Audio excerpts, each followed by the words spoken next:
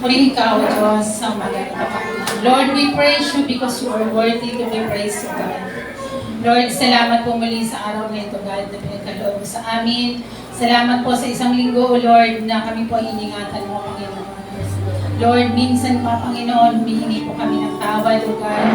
Ano man po yung mga pagkukulang namin, Panginoon, linisin niyo po kami, O Lord, ng inyong banal na dugo, Panginoon. Gawin niyo po kami karapat-dapat sa umagang ito, O God. Lord, tanggapin niyo po ang aming mga papuri, Panginoon, at pagsamba, O God. Lord, pangunahan niyo po ang aming pagsamba, O God. Lord, sa lahat po ng tatayo dito, Panginoon, hayaan niyo po, O God, na maibigay po namin yung best namin para sa inyo lamang, Panginoon. Lord, pangunahan niyo po ang magbibigay ng inyong mensahe, Panginoon. Lord, mangusap ka sa Kanya, Panginoon. Speak before Him, O God. At Lord, hayaan niyo po ang inyong mga salita, ang inyong banal na Espiritu, Panginoon, ang siyang manguna, Panginoon, sa bawat isa sa amin. Salamat, Panginoon. Salamat, Panginoon. Dahil alam po namin, Panginoon, sa inyong presensya, O God, meron po kaming kapayapaan, Lord. Meron po kaming gagalakan, Panginoon, na magpupuri kami sa inyo, O God. Lord, dalangin po namin, Panginoon, kung ano mang sagabal meron ngayon sa umagang ito, Panginoon.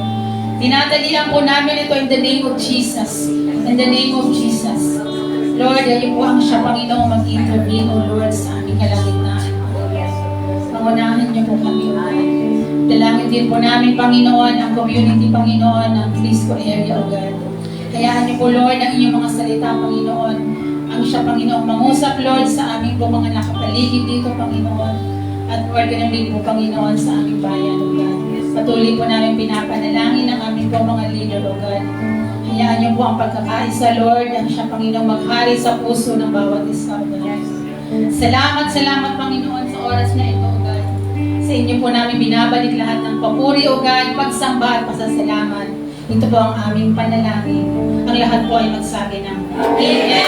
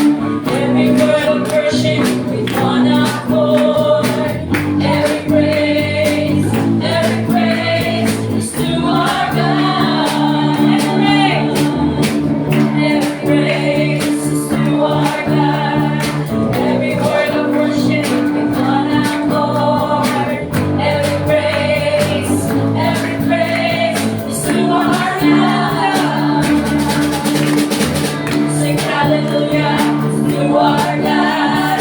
Glory, hallelujah to our God. Every praise is to our God. Sing hallelujah to our God. Glory, hallelujah to our God. Every praise is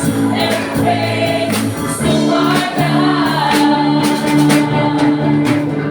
God, my Savior, God, my healer, God, my deliverer.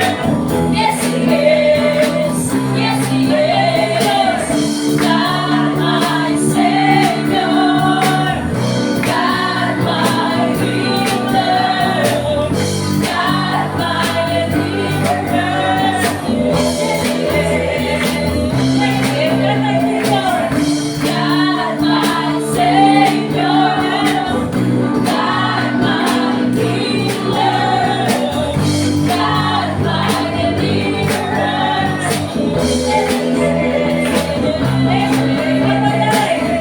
God, my Savior, God, my healer, God, my deliverer. Yes, He is. Yes, He is. Every praise is to our God. Every word of worship with one accord. Every praise is to our God. Every praise is to our God. Every word of worship with one accord. Every praise is to our God. Sing hallelujah to our God. Glory, hallelujah to our God.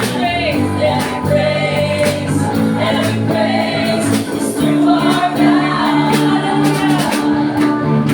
Sing hallelujah to our God. Glory, hallelujah is to our God. Every praise is to our God.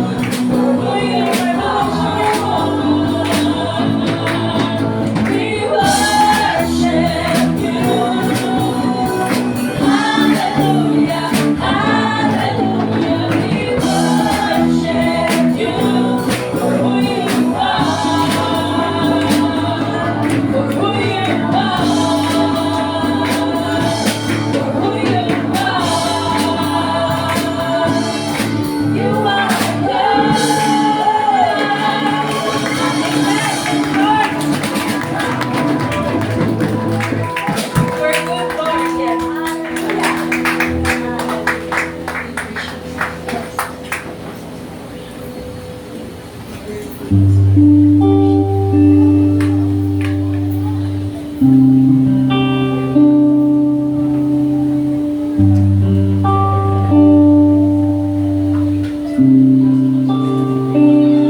love you, Lord, for your mercy never fails me.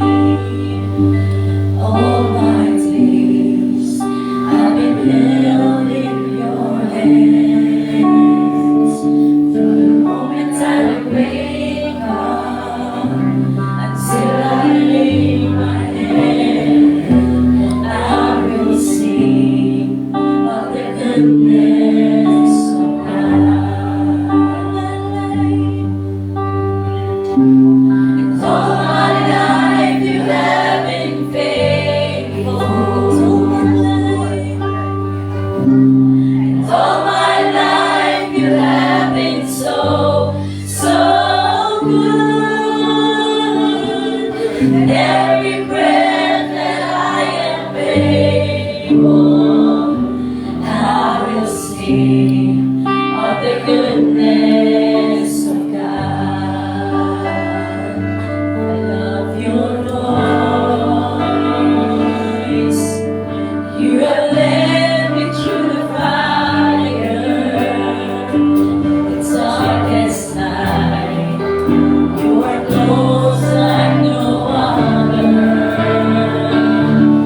Lord, you are so far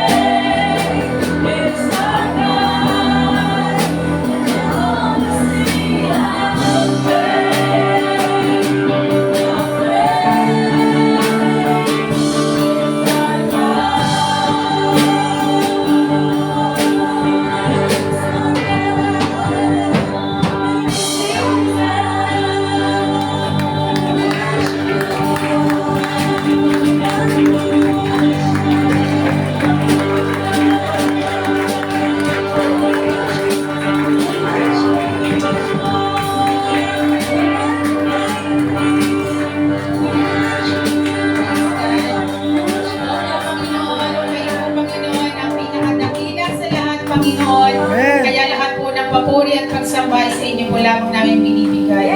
Lahat po ay magsabi ng Amen. Palakpakan po natin ang ating Panginoon. Pwede na po tayo umupo.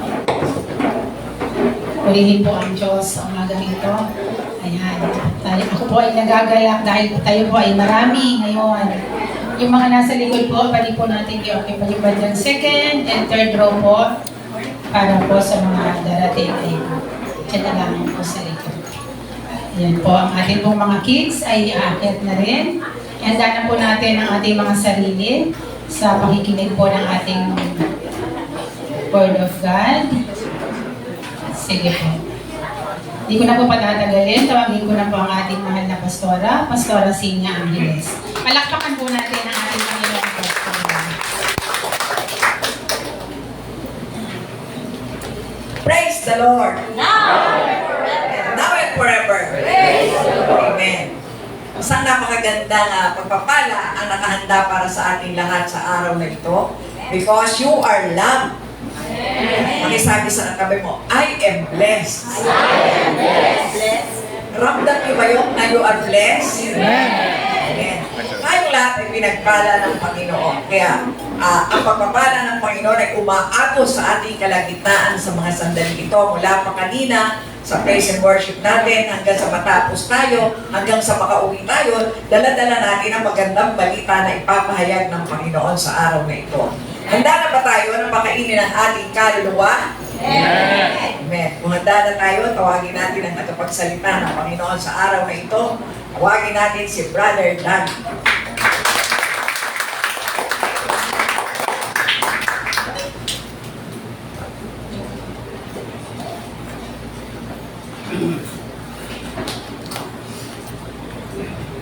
Glory to God. Purihin ng Panginoon.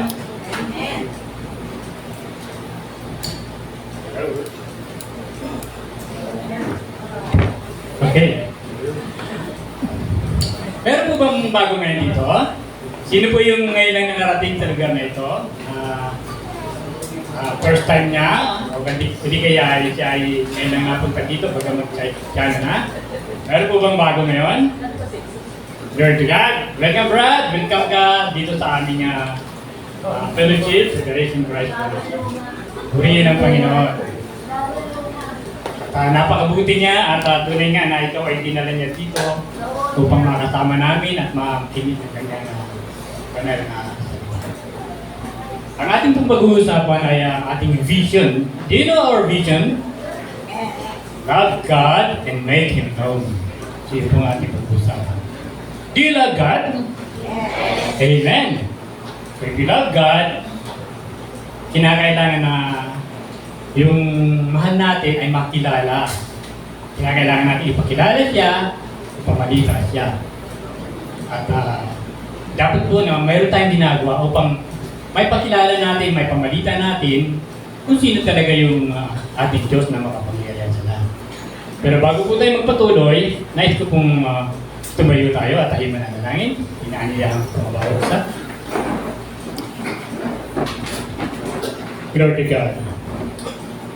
Heavenly Father, in the name of Jesus, once again, kami nagpapakumbang lumalapit sa iyong harapan sa trono ng iyong biyaya. Salamat po, O Diyos, sa pagkakataong ito na kami ay patuloy mong pinagsasama-sama upang mag-aral, makinig na iyong banal na salita. Ang dalangin po namin, Panginoon, pangunahan po kami, turuan mo kami. Let your Holy Spirit be upon us, O Lord God. Guide us, teach us, give us your word of wisdom and knowledge, and anoint every one of us, O Lord God, na ikaw ang aming maitaas, ikaw ang aming maparangalan. At tunay nga po, Panginoon, ikaw lamang ang mapahayag, may pangaral, may bigyan ka ng karangalan, O Lord God. Panginoon, dalangin ko po na gamitin mo lamang po ako na maging daluyan ng mga pagpapala ng iyong mga anak. Maging sa mga nasa online, O Lord God, ay patuloy mo rin silang pagpalain. Gabayan mo rin po sila, Panginoon, na sa pakikinig at panunood nila, Panginoon, ay may tanim po sa puso ng bawat isa ang iyong mga salita na aming pagbubulayan sa araw na ito. At nawa, Panginoon, ay patuloy namin maipamuhay, mailagay sa aming puso ang iyong mga salita. Guide us and teach us, O Lord God. We acknowledge your Holy Spirit na narito sa kalagitnaan namin sa bawat sa amin at kami ay tuturuan. Salamat po, O Diyos, sa iyong presensya. Ang lahat ng ito ay binabalik namin sa iyong makapangyarihang pangalan sa pangalan ng Panginoong Jesucristo. Ang lahat ay magsabi ng Amen. Amen. Good. Love God and make Him known. Purihin ang Panginoon. Love God and make Him known. Kailangan meron po tayong gawin, di po ba? Paano mo siya may papakilala sa ibang tao? No. Minsan may nagsabi sa akin na isang ateista. Alam niyo ba yung ateista? Atheist? Ang atheist, yun yung mga taong hindi naniniwala na mayroong Diyos. Hindi sila naniniwala na may Diyos. At ang tanong niya sino bang Diyos? Pag tinanong ka ng gano'n, sino bang Diyos? Anong isasagot mo? Anong sasabihin mo sa Kanya? At siya ay walang paniniwala, walang pananampalataya sa Diyos. Minsan meron din mga taong pilosopo.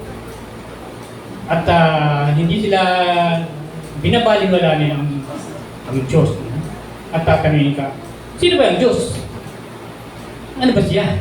Di ba, no? Kung titingnan natin, ang isasagot natin ito ay sabihin ko sa Kanya, tingnan mo yung langit, anong nakikita mo? Anong nakikita? Tingnan mo yung buwan, nakikita mo ba? Tingnan mo yung araw, nakikita mo ba? Yung mga bituin, nakikita mo ba? Yung kalawakan, nakikita mo ba? Napag-aralan natin ang ang planeta natin ay umiikot sa gitna ng araw. Maraming planetang umiikot sa gitna ng araw. At tingnan mo yung kapaligiran mo. Anong nakikita mo? Nakikita mo yung mga ibon, lahat ng bagay, mga puno. Alam mo ba kung sino may gawa niyan? Ang may gawa niyan ay walang iba kundi ang Diyos. Yan ang Diyos na makapangyarihan sa lahat. At mababasa natin yan sa Genesis chapter 1. Yung mga nakikita natin ay nababasa natin sa Genesis chapter 1. Makikita natin sa Genesis chapter 1 na in the beginning, God created the heaven and the earth. Yun yung unang verse. And the earth was without form. Sabi nga ito, di ba? No? At mababasa natin na ang banal na espiritu ay kumikilos, gumagalaw sa ibabaw ng tubig. At sinabi ng Diyos, magkaroon ng liwanag. Nagkaroon nga ng liwanag. Sinabi rin ng Diyos, magkaroon ng kalawakan. Nagkaroon nga ng kalawakan. Sinabi rin ng Diyos na magkaroon ng dagat, ng lupa. Nagkaroon nga. Sinabi rin ng Diyos na magkaroon ng may buhay sa dagat at magkaroon ng mga ibon sa ipapawid. Sinabi rin ng Diyos na magkaroon ng lahat ng klase ng hayop sa ibabaw ng lupa. Makikita natin na sa pamamagitan ng salita ng Diyos ay nangyari ang lahat ng bagay na ito. At makikita rin natin sa Genesis chapter 1, verse 26-27, pagkatapos na sinabi ng Diyos ang lahat ng iyon, ngayon, tikain natin ang tao. Ayon sa ating larawan, ayon sa ating wangis, sila ang mamamahala sa mga isda, sa mga ibon, sa himpapawid at sa lahat ng hayop, maging maamo o mailap, malaki o maliit. Nilalang ng Diyos ang tao ayon sa kanyang larawan, sa kanyang nilalang na isang lalaki at isang babae. Nilalang ng Diyos isang lalaki at isang babae. Walang bakla, walang tuboy. Di ba? Isang lalaki at isang babae. Yun yung sinasabi sa Genesis chapter 1. At sinabi doon, tayo ay nilikha ayon sa kanyang wangis, ayon sa kanyang anyo. Hindi tayo galing sa unggoy na sinasabi ng Darwin's theory. So ito po ang katotohanan na kapag ang tao ay nanggaling sa Diyos, tayo ay nilikha niya ayon sa kanyang larawan at wangis. Larawan at wangis, ang kahulugan nun ay ang karakter ng Diyos ay meron tayo. Meron tayong mga moral values na nanggaling sa Diyos. Katulad ng kabanalan, ang kabaitan, kabutihan, mga moral values ng Panginoon. Meron tayong karunungan at kaalaman na binigay sa atin ng Diyos. Meron tayong kalayaan na pumili sa gusto natin. Yun ang ibinigay sa atin ng Diyos. Subalit, ang Diyos nga, ang tao nga ay nakagawa ng kasalanan. Ano ang nagawa ng kasalanan ng tao? Because of sin, nasira ang relasyon ng Diyos at ng tao. Dati magkasama ang Diyos sa paraiso at ng tao at sila nag-usap. Subalit dahil sa kasalanan, nasira ang relasyon ng Diyos at ng tao. At anong nangyari? Ang nangyari ay pinaalis ang tao sa paraiso. At siya ay nahiwalay sa Diyos. Subalit mahal ng Diyos ang tao. Ayaw niya itong mawalay sa Kanya. Mahal na tayo ng Panginoon. Kaya gumawa siya mismo ng paraan na ang relasyon na yun ay muling maibalik. Anong ginawa niya?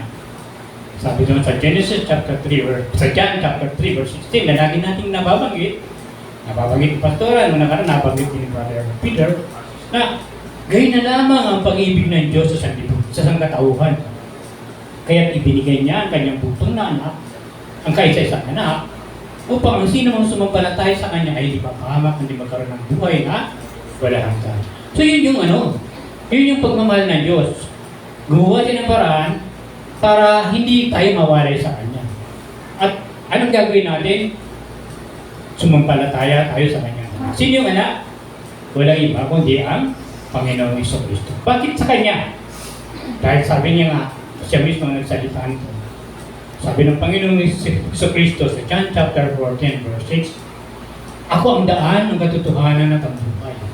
Walang makapupunta sa Ama kundi sa pamamagitan ko. So yun ang dahilan kung bakit ang tao ay nagkakaroon ng kaligtasan sa pamamagitan ng Panginoong Jesucristo. Ngayon, magkakaroon ka lang ng kaligtasan, makapupunta ka lang sa langit sa pamamagitan ng Panginoong Jesucristo. Sinabi niya nga, ako lamang ang daan ng katotohanan at ang buhay. Wala makapupunta sa Ama kundi sa pamamagitan ko. Hindi ka makakapunta sa langit na naroon ng Ama kung hindi sa pamamagitan ng Panginoong Jesucristo. Paano ka mapupunta doon? Kinakailangan meron kang relasyon sa Kanya. Kailangan meron kang kaugnayan sa Kanya. So, makikita natin na kung wala kang kaugnayan sa Diyos, next list, anong mangyayari sa iyo? Dito lagi ako nagtatanong, ang lahat ba ng tao ay anak ng Diyos? Sino nagsasabing ang lahat ng tao ay anak ng Diyos? Taas ang kamay. Glory to God.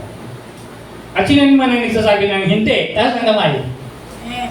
Paano yung hindi nagtataas na iba? Hindi ba nila alam? Bakit na rin hindi nagtataas? So, dalawa lang yun, no? Ang lahat ba ng tao ay anak ng Diyos? Pwedeng sumagot ka ng oo, pwede kang sumagot ng hindi. Pero ang katotohanan po, magiging anak ka lang ng Diyos. Sabi nga doon sa John chapter 1 verse 12. Subalit ang lahat ng tumanggap at sumampalataya sa Kanya ay binibigyan niya ng karapatang maging mga anak ng Diyos. So meron pong basihan ang pagiging anak ng Diyos. Ano ang gagawin mo? Sabi doon, pag tinanggap mo ang Panginoong Jesucristo at sumampalataya ka sa Kanya, dalawa, no? Una, tatanggapin mo siya. Pangalawa, sumampalataya ka sa Kanya. At ang sabi doon, binibigyan ka ng karapatang maging anak ng Diyos. Paano yung hindi tumatanggap? Hindi sila magkakaroon ng relasyon sa Diyos. Paano yung mga Muslim na hindi sarili tagapagligtas sa kanila? Oo, na hindi nakakaalam tungkol sa Panginoong Jesucristo. Magkakaroon ba sila ng relasyon sa Diyos? Hindi po. Sabi nga, ang lahat ng tumanggap at sumampalataya sa Kanya, binibigyan ng karapatang maging anak ng Diyos. Kaya, ang lahat ng tao ay hindi anak ng Diyos. Pwede natin sabihin na ang lahat ng tao ay nilikha ng Diyos. Pwede natin sabihin na ang lahat ng tao ay nilalang ng Diyos. Pero hindi lahat ay anak. Iyon po ang katotohanan na sinasabi ng Biblia. At sabi nga, kung ikaw ay isang anak, ikaw ay tagapagmana. Ikaw ay tagapagmana ng Diyos. Yun ang sinasabi sa Romans chapter 8 verse 17. At yung mga anak, tayo mga tagapagmana ng Diyos. At kasamang tagapagmana ni Kristo. Di ba? Isang maliwanag yun. Sapagkat kung tayo kasama niya sa pagtitiis, tayo makakasama niya sa kanyang kaluwalhatian. Alam natin na ang Panginoong Kristo ay nagtiis ng hirap. Ngayon, tayo tumanggap sa Kanya, tinanggap natin siya bilang Diyos, Panginoon at sariling tagapagligtas ng ating buhay. Tayo ngayon ay may karapatang maging mga anak ng Diyos. At tayo ay tagapagmana ng Diyos. At kasamang tagapagmana nino ng Panginoong Kristo. Amen po ba? Amen. Kaya kung ikaw ay tinanggap mo si Jesus bilang Diyos at Panginoon, ang sarili mong tagapagligtas. Ang sabi niya sa 2 Corinthians chapter 5 verse 17, ikaw ay nakipag-isa. Kung ikaw ay nakipag-isa kay Kristo, kaya kung nakipag-isa na kay Kristo ang isang tao, isa na siyang bagong nilalang. Wala na ang dati niyang pagkatao. Sa halip ito'y napalitan na ng bago. So, ibig sabihin, kung tinanggap mo siya, ikaw ngayon ay susunod sa Kanya.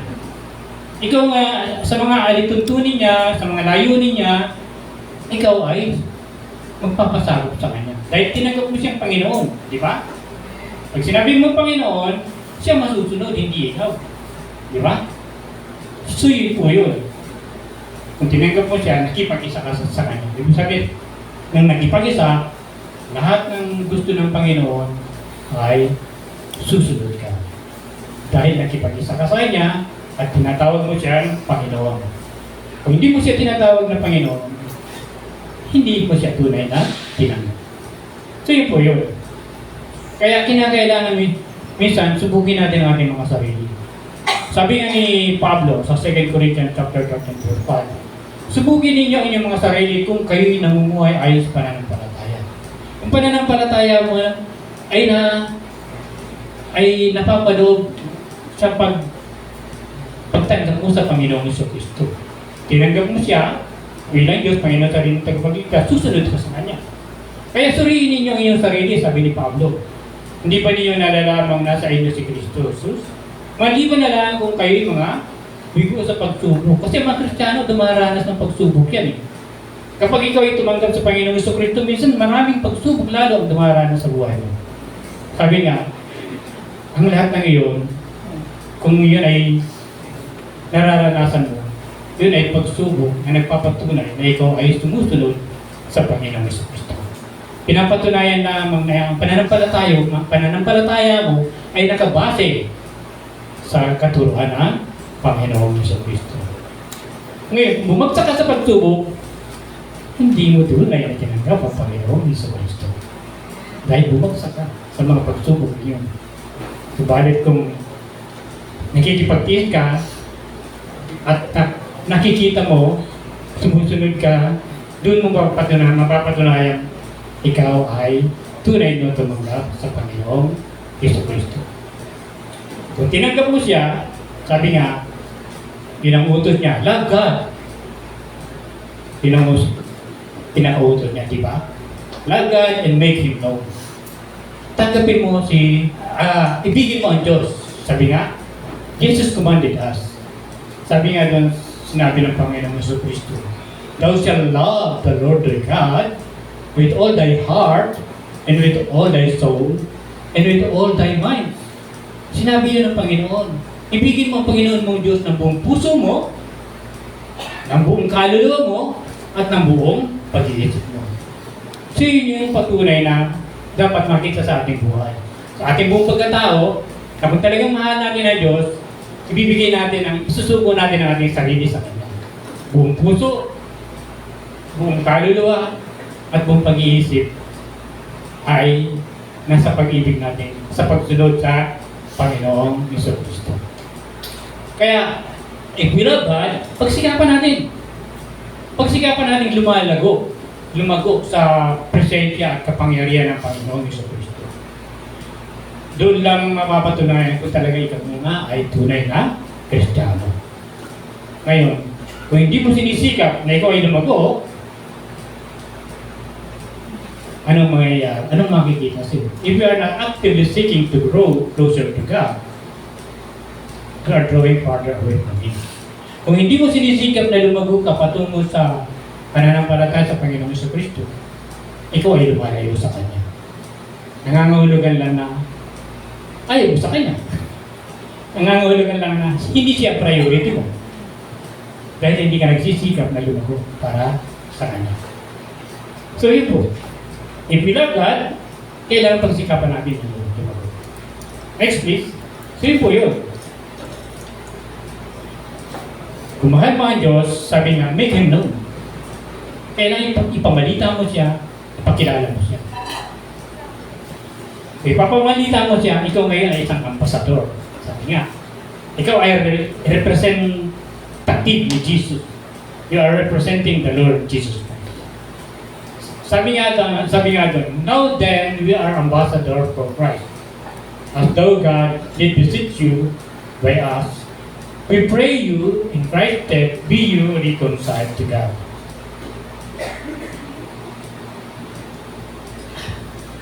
Sumapla yung pinto ko. Ayan. Kaya nga, sabi ni Pablo, kung ikaw ay isang ambasador, ikaw ay subo ni Kristo. Ang Diyos mismo ang nakikiusap sa inyo sa pamamagitan namin. Yun ang sabi ni Pablo. Nangangaral kasi si Pablo na alang-alang kay Kristo, hayaan ninyong maging kaibigan kayo ng Diyos. Ibig sabihin, be reconciled to God. Makipagkasundo tayo sa Panginoon. Ikaw ngayon ay isang ambasador, so may tungkulin kang dapat gampanan. Ikaw ngayon ay you are representing the Lord Jesus Christ, mayroon kang dapat na gawin. So anong gagawin mo? Sabi nga, next please. If you love God, make Him known. Kailangan gumawa ka. Kailangan mayroong action ka. Yung pananampalataya mo dapat may gawa. Sabi doon sa James o Santiago chapter 2 verse 17, patay ang pananampalataya kung walang action. So kinakailangan meron kang action. Anong action ang gagawin mo? Anong action? Walang dapat mong gawin. Sa action na dapat mong gawin ay availability mo. Availability. Dapat available ka sa Panginoong Jesucristo. Next please. Sabi nga doon, makikita natin yung mga disciples ay available. Sabi nga sa Lucas chapter 5 verse 1, ang Panginoong Jesucristo ay nagtuturo doon. Sabi niya, minsan habang nakatayo si Jesus sa tabi ng lawa sa Genesaret, nag-uunahan ang napakaraming tao sa paglapit sa Kanya upang makinig ng salita ng Diyos. So maraming tao ay nag-uunahan. Para ano? Para makinig ng salita ng Diyos. Sila ay available. Available sila makinig. Nag-uunahan pa. Tayo ba available na makinig? Mga mamaya na, naanto ka na dyan. Okay, naanto na sa pakikinig. Available ka ba? Huwag mong hayaan na agawin ng antok. Huwag mong hayaan na ang kaaway ay agawin ka sa pagiging antukin mo. So, kinakailangan maging available ka sa pakikinig ng salita ng Diyos. Ito mo sa pagtuturo ng Panginoong Jesucristo, andun nag-uunahan pa sila upang para makinig ka ng salita ng Diyos. Sabi nga, nakikita natin doon sa Lucas chapter 5 verse 3. Dahil doon, sumakay siya sa isang bangka at hiniling kay Simon na may-ari ng bangka na ilayo ito ng konti. Naupo siya sa bangka at nangaral sa mga tao. Makikita natin dito, yung bangka na pag-aari ni Simon ay ginamit ng Panginoon. Para ano? Para mangaral sa mga tao. Tayo man, meron tayong mga pag-aari na dapat ding magamit ng Panginoon. Kung minsan yung bahay mo, pinapagamit mo para magkaroon ng Bible study. Yung bakuran mo, pinapagamit mo para magkaroon ng pag-aaral at tungkol sa salita ng Diyos. Minsan yung garahe ng iba, ginagamit nila para magkaroon sila ng fellowship. Meron tayong mga pag-aari na pwedeng gamitin para sa kaluwalhatian ng Panginoon. Yung pera mo, minsan ginagamit mo na para masuportahan ang gawain ng Panginoon. Yun yung mga bagay na ipinagkatiwala sa atin na dapat na magamit ng Panginoon. Huwag natin ipagkait yun. Kasi isipin natin na tayo ay naglilingkod sa Panginoon. At sabi ko sa verse 4, pagkatapos niya mangaral, sinabi niya kay Simon, pumalaot kayo at ihulog ang mga lambat upang manghuli. Pumalaot. Tayo man ay pinapalaot ng Panginoon, pumalaot ka. Saan dapat pumalaot? Doon sa mga taong hindi pa nakakarinig ang salita ng Diyos.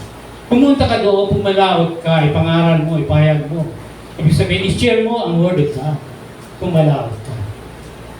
Yun ang isa sa mga bagay na ibinibigay sa atin ng Panginoon. Kailangan nating may action. Kailangan nating gumawa sa ating pananampalataya. Kailangan pumalaot ka. Kahit sa kaopisina mo, katrabaho mo, o sa kapitbahay mo, pumalaot ka. Ipangaral mo ang salita ng Diyos. At next po, sabi doon, sumagot si Simon. Sa verse 5. Tama. Guro, magdamag po kami napagod, ngunit wala kaming nahuli. Ngunit dahil sa sinabi ninyo, ihuhulog ko ang mga lambat. Makita natin dito na itong mga ngingislang ito, si Pedro. Pagod na sila, magdamag sila na nanghuli. Kung minsan nangyayari din sa atin yun, no? Pagod na tayo galing sa trabaho. Sinasabi ni Lord, mananahin ka muna bago ka matulog. Minsan pagod na tayo, nakakalimutan ng kayo manalangin.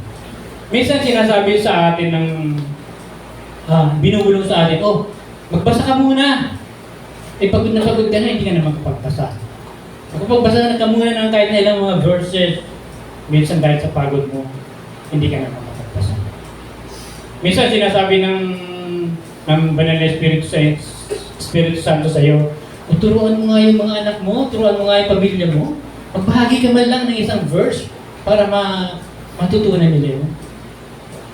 Dahil sa pagod mo, minsan hindi mo na magawa. Meron po tayong dapat gawin.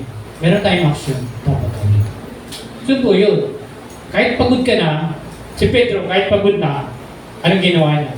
Sumunod siya. Sabi niya, next verse, sabi doon, ganoon din ang ginawa niya, no? Ganoon nga ang ginawa nila at nakahuli sila ng maraming isda. Kaya't halos mapunit ang kanilang mga lambat. Kinawayan nila ang kanilang mga kasamahang nasa kabilang bangka upang magpatulog. Lumapit naman ang mga ito at napuno nila ang dalawang bangka. At halos lumubog ang mga ito. So, sa pagsunod nila, andun yung blessing. Andun yung pagpapala. Kaya kahit na gaano ka napapagod, kapag sumunod ka sa Panginoon, sigurado may blessing ka. Makakatanggap ka ng blessing. Hindi ka pababayaan ng Panginoon.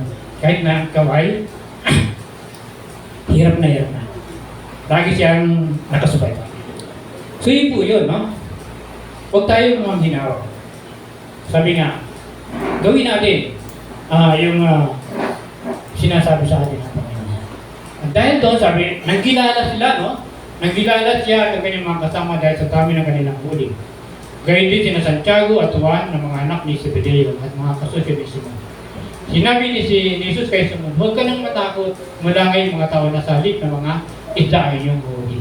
Sinasabi dito sa atin, manghuli ka ng tao. Ibig sabihin, pag huhuli mo, i-share mo ng salita ng Diyos. Ipahayag mo yung salita ng Diyos. Huwag mo sarilinin yung napakinggan mong kaligtasan. Kailangan maibahagi mo yun sa iba, lalo na sa mga mahal mo sa buhay. So nakita natin doon na inuutusan din tayo ng Panginoon. At sabi nga sa verse 11, na itabi na nila ang mga bangka sa pangkang, iniwan nila ang lahat at sumunod kay Jesus. They were available. Available sila. Kung titignan mo, napakarami ng isda na yun, di ba? 2 bangka. Malaking pera yun, no? Sa dami ng pera na yun, iiwanan ko ba ito? Susunod sa Panginoon. Hindi ko sinasabing iwanan yung trabaho nyo. Hindi ko sinasabing huwag na kayong magtrabaho, susunod kayo sa Panginoon. Ang sinasabi ng Panginoon, meron kang tinatawag na priority. Meron kang tinatawag na Panginoon na dapat mong sundin. So nakita natin dito na available sila. Available sa pagsunod sa Panginoong Yesu Cristo. So yun po yun. Mahalaga po yung availability natin sa gawain ng Panginoon. Marami pang mga next please. Marami pang mga character sa Bible na ginamit ng Panginoon. Katulad ni Mary. Sabi ni Mary, nung dalawa siya nung anghel na si Gabriel, sabi doon, makinig ka at ikaw ay maglili at manganganak ng isang sanggol na lalaki at siya ay pangangalanan mong Jesus. Sabi ni Mary, paano kung mangyayari ito gayo ako isang birhen? Tanong ni Maria. Sumagot ang anghel, sa iyo ang Espiritu Santo at mapapasailalim ka sa pangyarihan ng kataas-taasan ng Diyos. Dahil dito, ang isisilang may banal at tatawagin, anak na Diyos. Anong sabi ni Mary? Sabi ni Mary, ako'y alipin ng Panginoon. Mangyari nawa sa akin ang iyong sinabi. Pagkatapos, umalis ang anghel. Mary was available. Available si Mary. Kahit na alam niya kung anong consequences ang mangyayari sa kanya, hindi ba napakahirap noon? Isang birhen, magiging buntis, kapag nabalitaan niya ng iba, ano na lang sasabihin sa kanya? Pero hindi siya pinabayaan ng Diyos. At ginamit din si Joseph, ang kanyang naging asawa, para hindi mapaya si Mary. Ginamit din ng anghel, sinabi si Joseph na huwag mong hiwalayan si Mary at tuluyan mo siyang pakasalan. Sapagkat ang isisilang niya ay isang sanggol at tatawaging anak ng Diyos, isang bayan. Para magkaroon ng katuparan ng mula ng ang Bible. Di ba? So yun po yun. Mahalaga sa atin na available ka. Minsan marami tayong nararanasan mga consequences sa buhay natin. Yung availability natin para sa Panginoon ay nauubos. Nakukonsumo na ibang oras.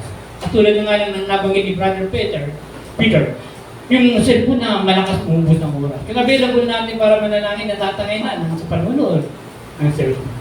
Sabi nga ni Brother Peter, 10 minutes na, pero isang oras na, hindi pa makapito-pito, doon sa cellphone. Simple yun, di ba? Kuminsan, maraming sagabal sa ating buhay. Pero, ang kailangan doon, meron kang panahon, meron kang oras para sa kanya. Si Pablo, di ba? Si Pablo ginamit din. Kilala ba natin si Pablo? Si Pablo, di ba? Si Pablo na dating Saulo ay isang makasalanan. Pinapahuli niya, pinapapatay niya ang mga mananampalataya, ang mga Kristiyano. At ang lahat ng mahuli niya ay pinakukulong. Subalit lang makatagpo niya ang Panginoong Jesucristo nang papunta siya para manghuli, naglalakbay siya papuntang Damasco at siya'y malapit na sa lungsod, biglang humislap sa paligid niya isang nakasisilaw na liwanag mula sa langit. Natumbot siya sa lupa at narinig niya ang isang tinig na nagsasaka. Saulo, Saulo, bakit mo ako inuusig? Sino kay Panginoon? Tanong niya. Ako'y si Jesus, ang iyong inuusig. Tugon ang tinig sa kanya. Tumayo ka't pumasok sa lungsod at doon sasabihin sa iyo kung ano ang dapat mong gawin.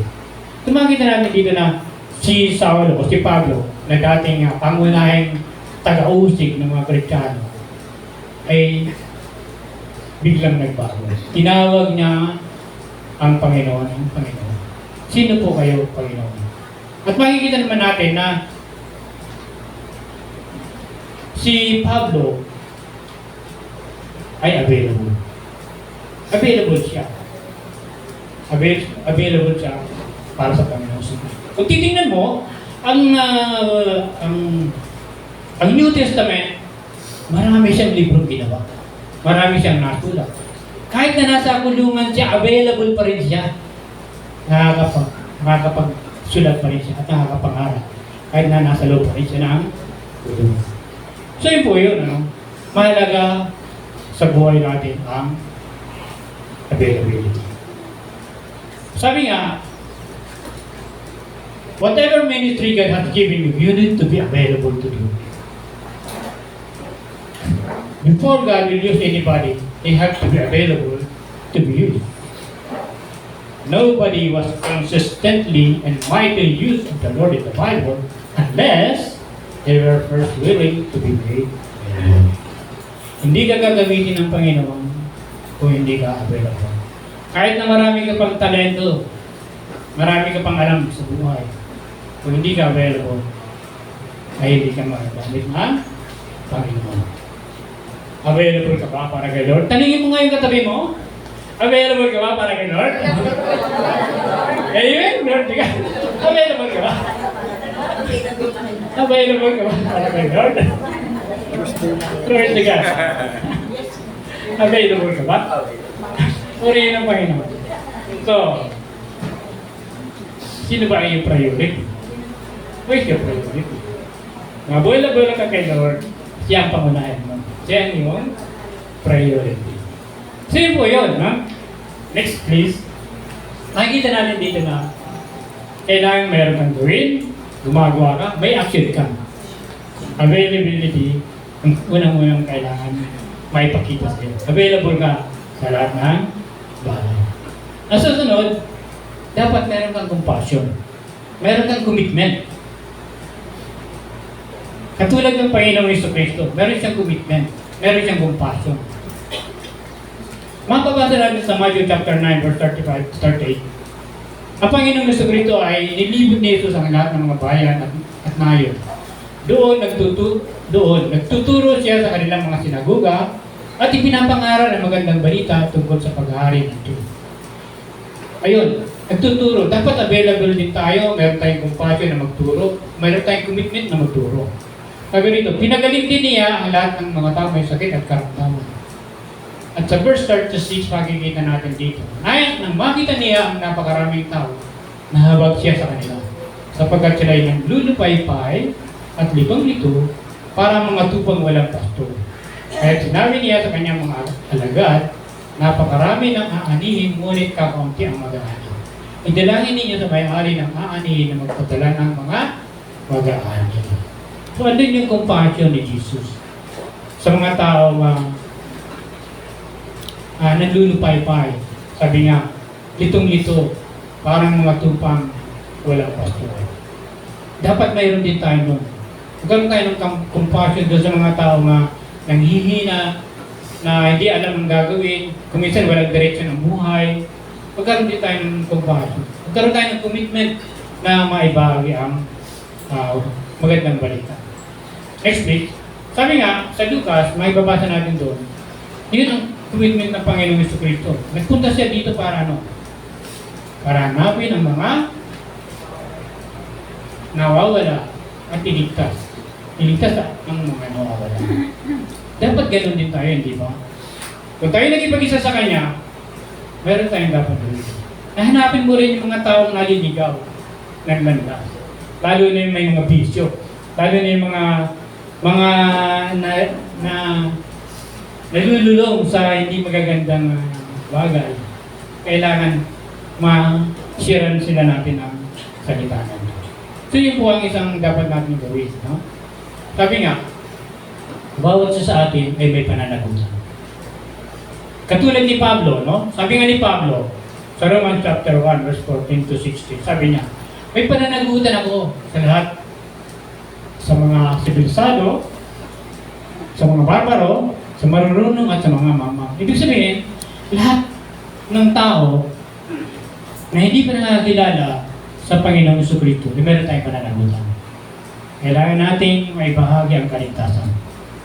At sabi ka dito sa verse 15, kaya nga nais ko rin ipangaral yan sa Roma ang magandang balita. Yun ang sabi ni Pablo. Eh makita mo naman si Pablo, di ba? Naglakbay siya, no? Nagpunta siya sa iba't ibang lugar para ano? Para may pangaral. Sabi nga, gusto niya magpunta ng Roma para may pangaral. Tayo man ganun din. Inuutosan din tayo ng Panginoon. Magpunta ka sa ibang lugar. Pangaral mo, pamalita mo ang magandang balita. Sabi nga dito, ni Pablo, hindi ko ikinahihiya ang magandang balita sapagkat ito ang kapangyarihan ng Diyos para sa kaligtasan ng bawat sumasampalataya. Tunay sa mga Hudyo at gayon din sa mga Griyego. So, hindi tayo dapat mahiya. Katulad ni Pablo, hindi tayo dapat mahiya sa pangangarap. Alam ko na minsan na may mga tukso, may mga pangungutya, maaari kang makaranas ng gano'n. Di ba, no? Pero isipin natin na ito lang ang kapangyarihan ng Diyos para sa kaligtasan ng bawat sumasampalataya. Kapag sumasampalataya ka, andun yung kaligtasan ng mga pupunta sa iyo. Subalit kung hindi ka mananampalataya, hindi mo tinatanggap si Jesus, wala kang relasyon sa Kanya, hindi ka magkakaroon ng kaligtasan. So, sinasabi nga ni Pablo, may tungkulin kang dapat gampanan. May tungkulin akong dapat gampanan. We are accountable sa bawat isa. Meron tayong pananagutan sa bawat isa. So po yun, no? Next please.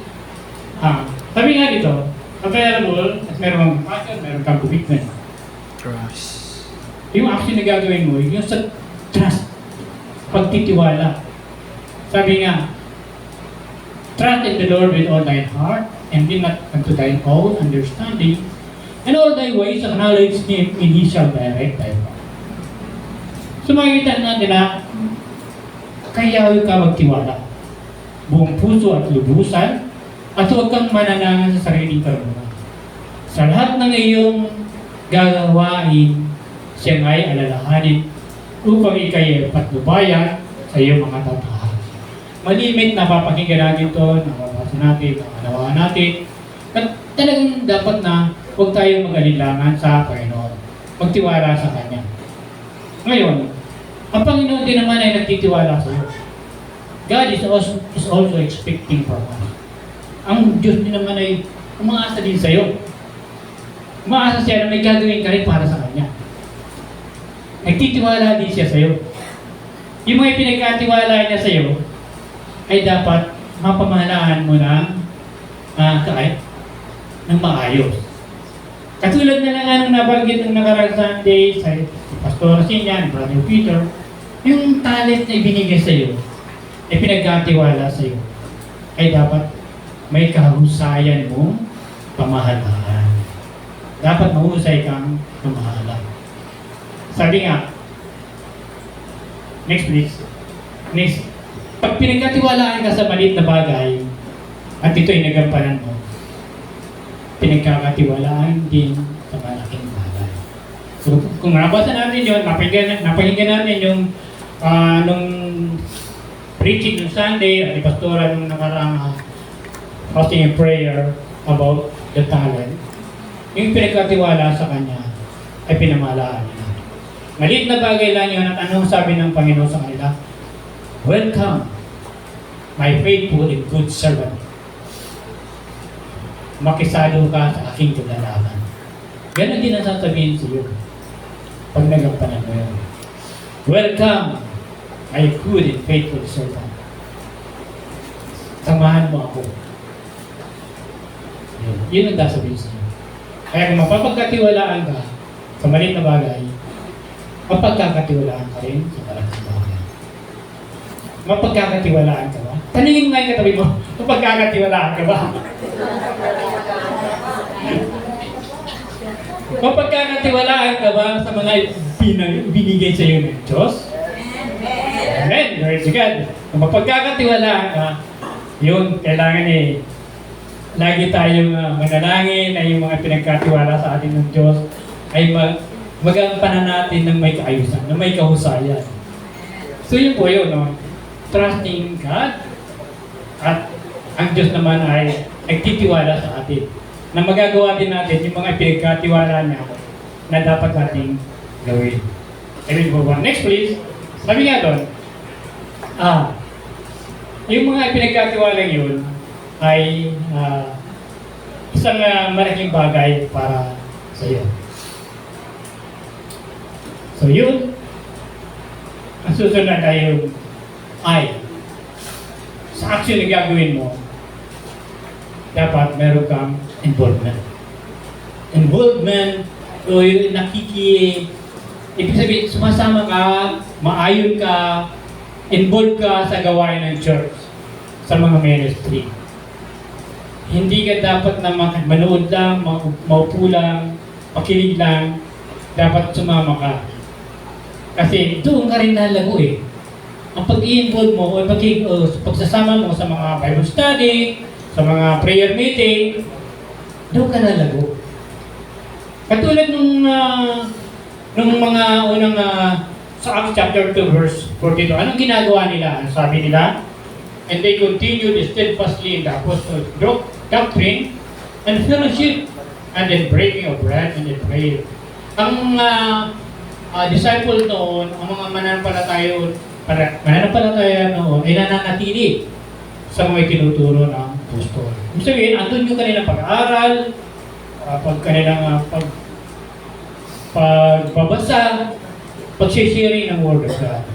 At ang sabi nga ay, magsasama-sama, yung fellowshipping nila, katulad nito, our fellowship, nagsasama-sama tayo. Sa mga Bible study, gano'n din. At sa pagpipira-pira ka ng tinapay, yun means yung breaking of the bread, yun yung communion. At pag ginagawa natin yun, inaalala na natin kung ano ang ginawang paghihirap, kung anong naranasan ng Panginoon. Kaya natin ginagawa ang pagpipira-pira ito ng tinapay. Kung kaano siya naghirap para tayo magkaroon ng kaligtasan. At ang sabi nga ay, sa pananalangin, yung prayer and fasting, dapat minsan sumasama tayo sa prayer and fasting. Kahit mag-fast ka lang ng isang beses sa loob ng isang meal lang, okay na yun. At least, we are involved. Andun yung involvement mo. Andun yung sumasama ka. Kaya, pag binigyan ka ng assignment, huwag ka nang tumabi. Di ba, no? Ano ba, binigyan ka, oy, tiyan ka muna sa pinto, kamayan mo yung bawat isang dumarating. Isang ministry niyo, di ba, no? Tumayo ka lang dyan, oh, welcome brad, welcome sister. God bless you. Isang gawain niyo, di ba? Involve ka lang. O yung iba naman, halimbawa, hindi niya malaman kung saan sila, o hilahin mo na pagpunta dito sa unahan. Ikaw na lang mag-aakay. Be involved. Maging ano tayo. Huwag lang tayong titingin-tingin, magiginig lang. Ay, parang ano lang. Parang attender ka lang, no? You are not a member of the church. Parang gusto mo lang dumalo. Ganun po yun. So yun po, next please. So yun po, be involved. At ang susunod ay yung letter O. Ito, mahalaga ito, obedience. Obedience. Sabi nga ni Jesus Christ, if you love me, keep my commandment. Kung iniibig ninyo ako, tutuparin ninyo ang aking mga tinuturo. Yung mga example dito, ang disciple, di ba? Sumunod sila. Si Mary, naging available sila, sumunod sila. Si Paul, na bagamat isang makasalanan, biglang nagbago at sumunod sa Panginoong Jesucristo. Ang Panginoong Jesucristo, siya ang ating perfect example na sumunod siya sa Ama hanggang kamatayan. Hindi siya tubili, wala siyang pag-alinlangan. Andun yung kanyang willingness na mamatay, isakripisyo ang kanyang buhay para sa kaligtasan ng bawat isa sa atin. So yun po yun. And the last, next please, yung letter N. Never give up. Never quit. Kahit na gaano hirap ng ganasin mo, huwag kang susuko. Never give up, never quit. Dahil ang pangako ng Panginoong Jesucristo, hindi kita iwan, hindi kita pababayaan. I will give you, sabi ng Panginoon, iiwanan ko kayo, and I will pray the Father, and He shall give you another comforter, that He may abide with you forever. Ang banal na Espiritu ay sa iyo. Yun yung pangako ng Panginoon, na kahit na gaano kahirap ang danasin mo, ang banal na Espiritu ay nandiyan sa iyo. Gagabayan ka niya, tuturuan ka niya. Sabi nga, yun ang pangako ng Panginoong Jesucristo na isang comforter, ang banal na Espiritu, ang siyang laging magko-comfort sa atin. Papaalalahanan niya tayo, sabi nga doon sa John chapter 14 verse 26, but the Helper, the Holy Spirit whom the Father will send in my name, He will teach you all things and bring to your remembrance all that I have said to you. Ipapaalala niya sa atin ang lahat ng bagay para magampanan natin. Sumpo yun. Hindi ka niya iiwanan. Ito ang sinasabi ng Panginoon sa atin. Sabi niya nga, I will never leave you. I will be always with you, even unto the end of the world. Yun yung pangako niya eh. So, kapag sumunod ka sa Kanya, lagi mo ako kasama. Hanggang sa katapusan ng panahon. So, yun po yun, no? At next please. Sabi nga, bawat isa sa atin, God has a ministry. Bawat isa sa atin ay may tungkulin dapat gampanan. Hindi lang yung pastor, di ba? Every Christian has a ministry. Every one of us. Not all will be great soul winners. Hindi man lahat tayo ay magagaling na mag-akay ng kaluluwa. But we all have part in leading others to Christ. Lahat tayo ay meron tungkuling dapat gampanan para i-guide o tulungan na ang ibang tao ay makakilala sa Panginoon sa Kristo. So yun po yun. Be available. Meron kang compassion. Meron kang commitment. At doon yung trust mo kay Lord. Be involved. Higit sa lahat, be obedient and never quit when it comes to service. Amen po ba? Amen. God bless po. Tayo po'y manalangin. Father in heaven, in the name of Jesus, once again, salamat po sa mga salita namin napakinggan, naunangan. Ang dalangin po namin, Panginoon, tulungan mo po kami. Guide us, O Lord God, na magampanan po namin ang dapat po namin gampanan. Magawa po namin ang dapat po namin gawin. Sa lamang po kami umaasa at kami po'y nagtitiwala na ikaw ay laging nariyan. By the power and guidance of your Holy Spirit, we can do all these things through Christ our Lord. In Jesus Christ name we pray. Amen and amen. Lord to God. God bless you.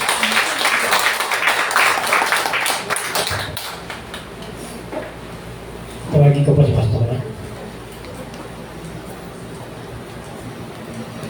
Salamat po sa mensahe na tanggap namin nating lahat sa araw na ito. Naunawaan niyo po ba yung mensahe para sa atin pong lahat ito? Bawat isa sa atin na tumanggap sa Panginoong Jesus, tayo po ang kinakausap sa kapanahunan ito. At tayo bilang mga believer, ang inaasahan ng Panginoon na gagawa ng kanyang tungkulin hindi natapos dito sa ibabaw ng lupa. Ito po ay ginawa ng Panginoon para tayo ay merong gawin para sa Kanya. Bawat anak ng Diyos ay binigyan ng talento. Ayon sa Kanyang kaalaman. Hindi po mabigat ang binibigay ng Panginoon dahil ayon yun sa iyong karunungan. Ang binibigay na talento ng Panginoon ay magagamit natin para sa paglilingkod sa Kanya, para sa atin, para sa ating pakikipagkapwa, pati para sa ating paghahanap buhay. Ibinigay ang talentong ito sapagkat darating ang kapanahunan, may isusulit tayo sa Panginoon, sa pagharap natin sa Panginoon. Isusulit natin kung anong ginawa natin sa talento na ipinagkatiwala ng Panginoon sa atin. Kaya habang nandito pa tayo, buhay pa tayo, may kalakasan, may kapayapaan para makapaglingkod sa Panginoon. Now is the accepted time to serve God in our lives. Huwag na po natin ipagpabukas, baka hindi na dumating yung mga susunod na bukas sa atin. Kaya, ito po ay paalalang lahat para sa atin. Maliwanag po yung pinag-usapan na tayo ay gagawa ng aksyon. Meron po tayong gagawin sa mundong ito para ipakita sa Panginoon na tayo ay karapat-dapat na tawaging anak ng Diyos.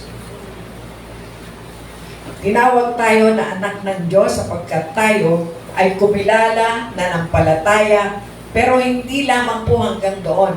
God is expecting each and every one of us to do the assignment He has entrusted. Ipinagkatiwala sa iyo ang isang gawain na hindi binigay sa mga hindi mananampalataya. Ito ay ang pagiging matapat na makapaglingkod sa Kanya. Maibahagi mo kung paano ikaw ay nagkaroon ng kaligtasan. Your life testimony count the most sa iyong pagbabahagi ng magandang balita ang iyong buhay na patotoo, ikaw yun. Nakikita sa iyo kung paano gumagalaw ang Panginoon. Nakikita ng tao sa buhay mo kung ano ang ginawa ng Diyos sa buhay mo. Kaya yung buhay na patotoo mo, ito lamang po ang maibibigay nating magandang patotoo. Na mula nung tinanggap mo ang Panginoong Jesus as Lord and Savior of your life, nasa sa iyo na ang karapatan na magamit ka ng Panginoon sa kanyang ubasan. Sa atin po yun.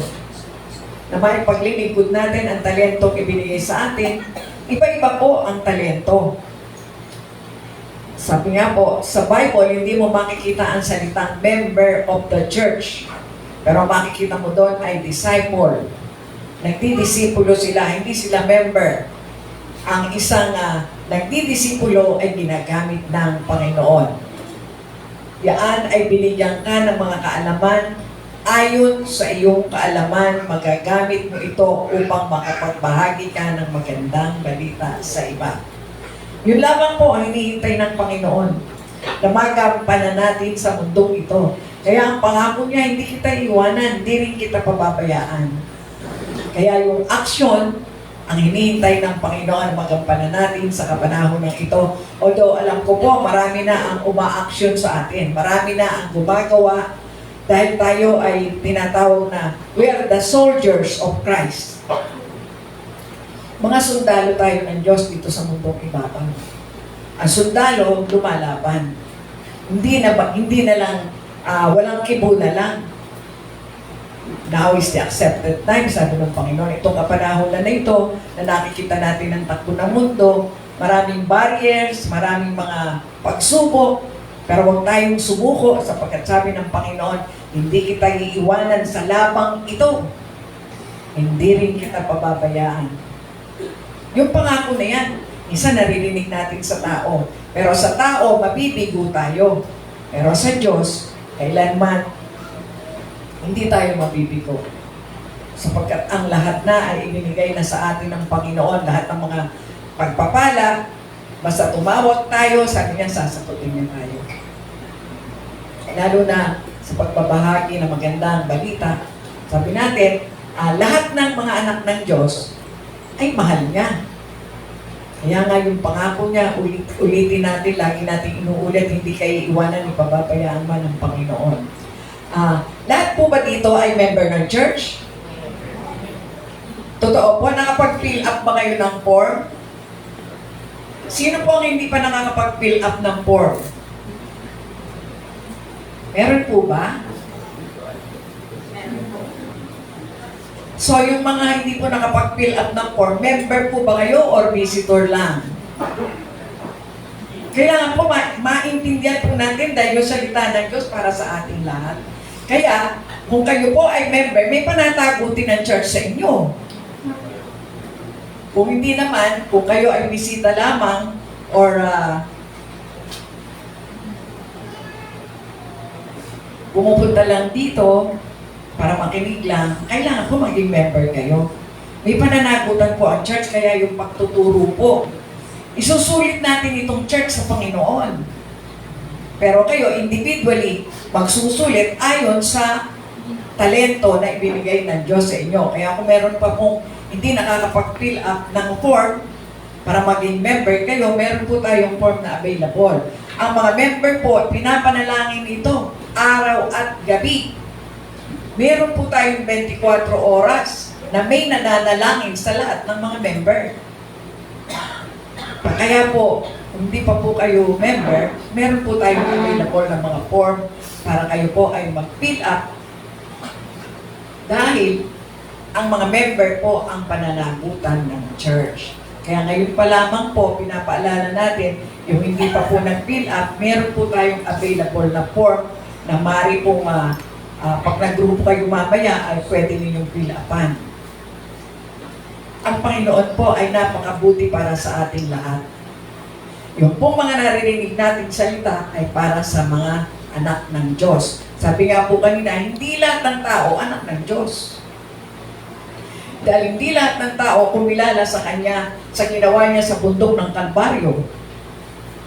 Nagpakasakit ang Panginoon Tiniis niya ang maraming sukat, tiniis niya ang maraming hampas, tiniis niya ang koronang tiniis niya ang saksak sa kanyang tagiliran para sa iyo, para sa akin, para sa ating lahat.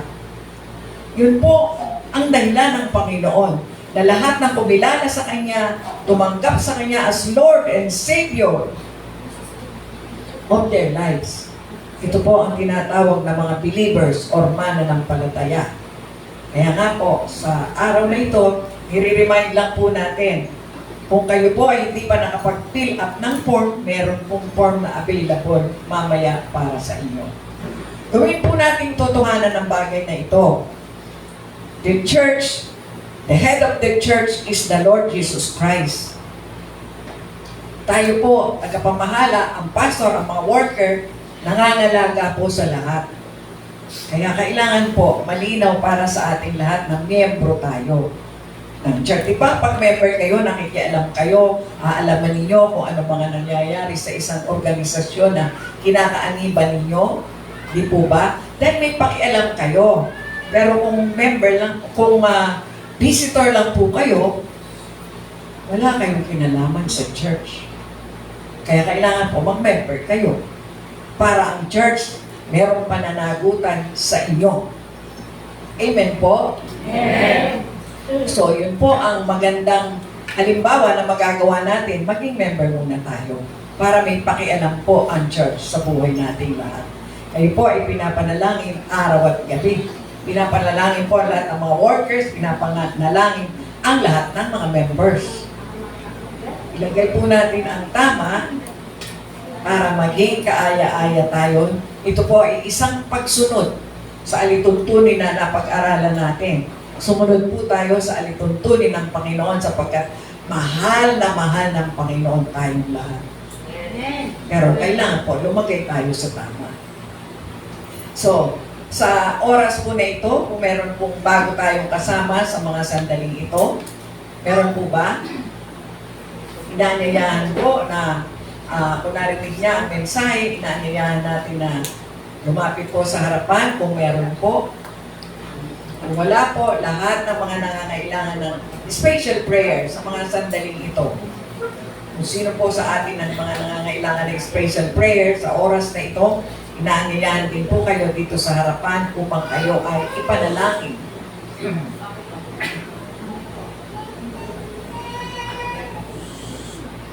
Para sa mga nasa Facebook Live po, sa mga bago na nasa Facebook Live na ninanais na tanggapin ang Panginoong Jesus as Lord and Savior of their life, sumunod po kayo sa maikling panalangin ito.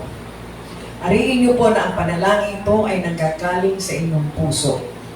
Sabihin niyo pong, Panginoong Jesus, salamat po sa oras na ito na ako ay tinawag mo. Isang makasalanan. Nagkasala ako sa iyo at sa aking kapwa-tao. Ngunit sa oras na ito, patawarin mo po ako sapagkat pinagsisisihan ko na ang lahat ng kasalanan ko. Binubuksan ko rin ang aking puso, inaanyayahan kitang pumasok. Tinatanggap kita bilang aking Panginoon at sariling tagapagligtas.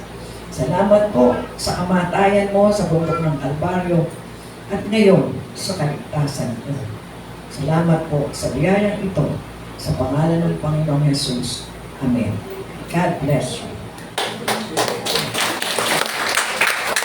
At sa bawat isa po sa atin, sa lahat ng mga tatawaging mga area manager po, mamaya ay inanyayahan kayo na makasama, makausap ko lamang po kayo, sandali lamang po yung kahit na 5 minutes lang pagkatapos ng ating fellowship. Tawagin po ang mga pangalang ito.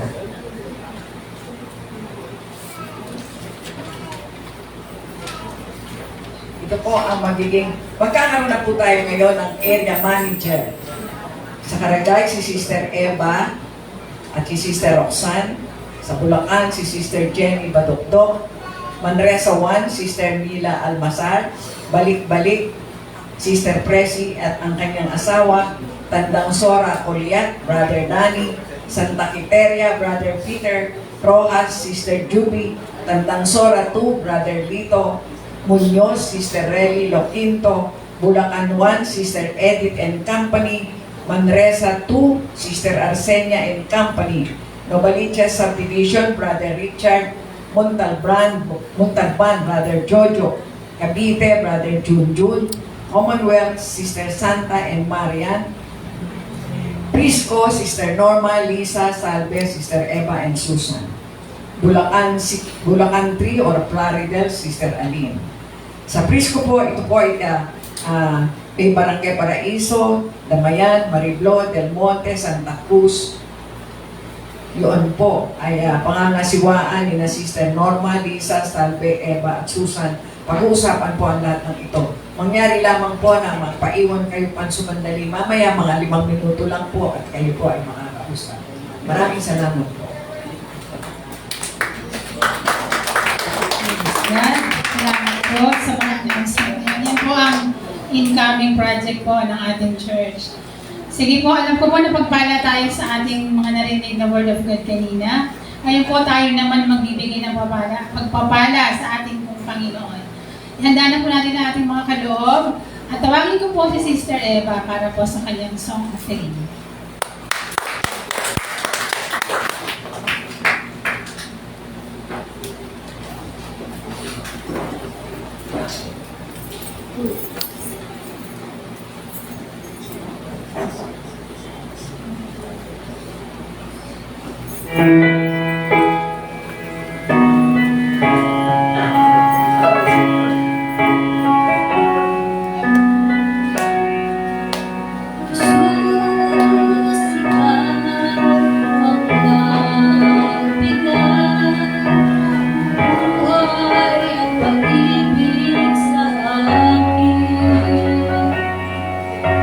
Mula ngayon at kailanman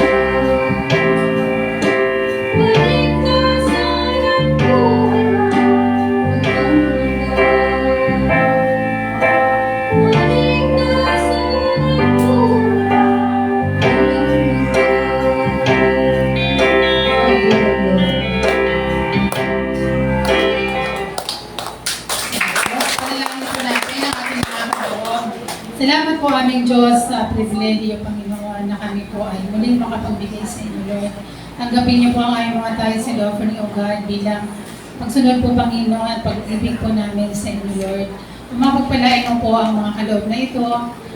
Magamit po ito, Lord, sa maraming kaparaanan, Panginoon, sa pangangailangan ng aming bahay-sambahan, O God.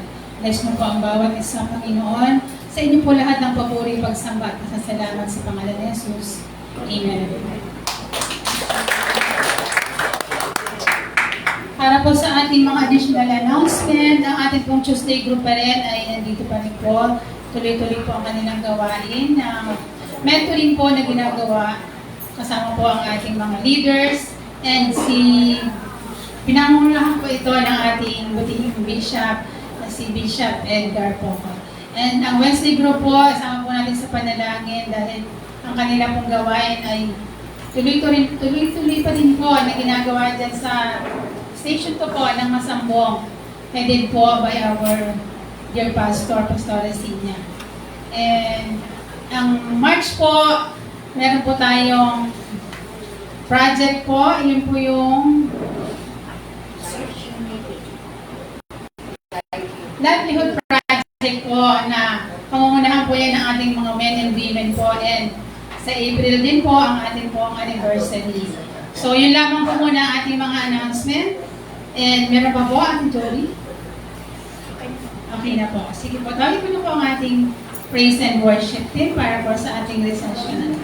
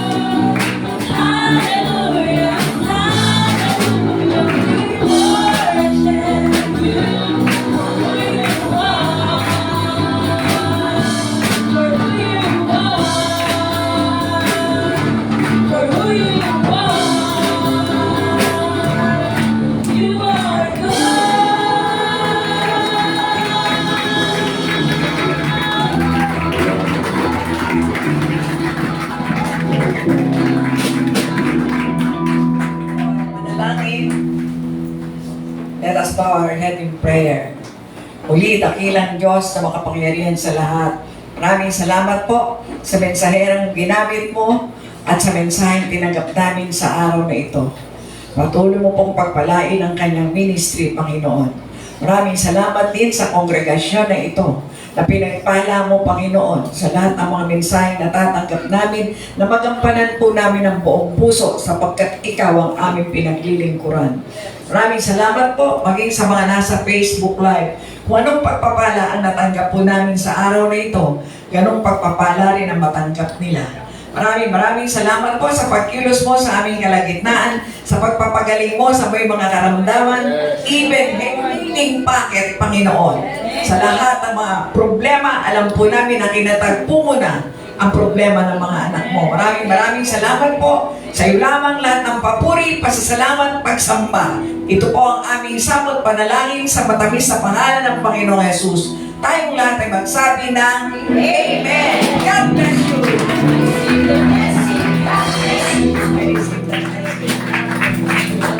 Amen. Yung po kanina mga tinawag na name, pwede po dito na po tayo kay Pastora at saka po tayo mag-cell group saglit para po magpipila po tayo ng ating mga application or membership form. Yung iba hindi nila alam kung nakapagpirma na sila. Okay, sige, lahat tayo mag-fill up ngayon. Okay? Kaya punta na po tayo sa ating mga cell groups po. Yung po mga binanggit kanina ni Pastora, pwede po